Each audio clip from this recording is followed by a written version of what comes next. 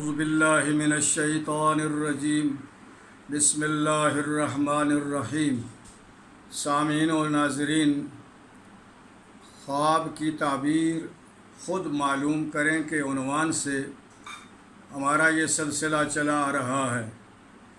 آج جو چیزیں میں آپ کے سامنے پیش کر رہا ہوں اس میں سب سے پہلے ہے خواب میں مرغ کا دیکھنا۔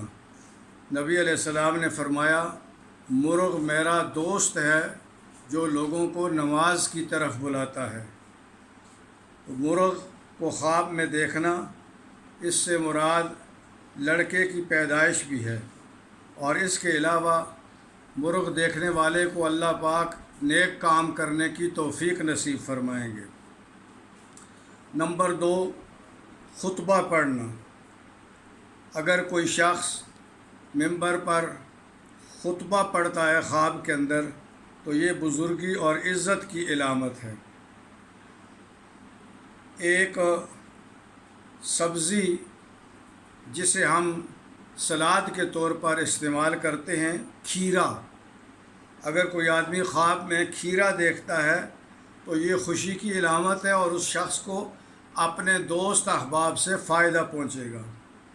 اسی طرح کوئی آدمی خواب کے اندر پھلدار درخت دیکھتا ہے تو پھلدار درخت کا دیکھنا تونگری اور خوشحالی کی علامت ہے، اور اگر کوئی آدمی ایسا درخت دیکھتا ہے جو پھلدار نہیں ہے تو ایسے درخت کا دیکھنا اس بات کی علامت ہے کہ اس آدمی کے مالی حالات کمزور ہوں گے۔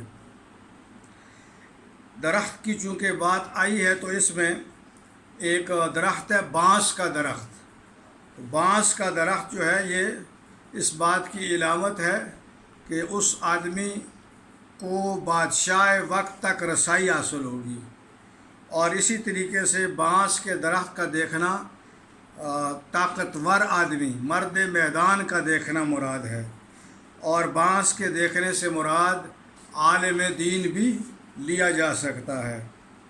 دریا کا دیکھنا، اگر کوئی آدمی دریا کو دیکھتا ہے اور اس کا پانی صاف ہے تو اس سے مراد کسی بڑے عالم سے ملاقات کا ہونا ہے، اور اگر دریا کا پانی میلا ہے تو اس سے مراد فساد ہے یا ظالم حکمران ہے، اور یہ بھی ہو سکتا ہے کہ میلا پانی دیکھنے والا دریا کا، اس کا کسی دشمن سے پالا پڑے، کسی سے لڑائی ہو، کسی سے جھگڑا ہو، تو یہ وہ تمام صورتیں ہیں میں نے عرض کر دی ہیں۔ انشاءاللہ یہ سلسلہ جاری ہے، پابندی کے ساتھ، تسلسل کے ساتھ سنیں تو انشاءاللہ اس کا بہت فائدہ ہوگا، اور اس تجربے کی روشنی میں پھر آپ دوسرے لوگوں کی رہنمائی بھی کر سکتے ہیں۔ واللہ عالم بالصواب، برحمتک یا ارحم الراحمین۔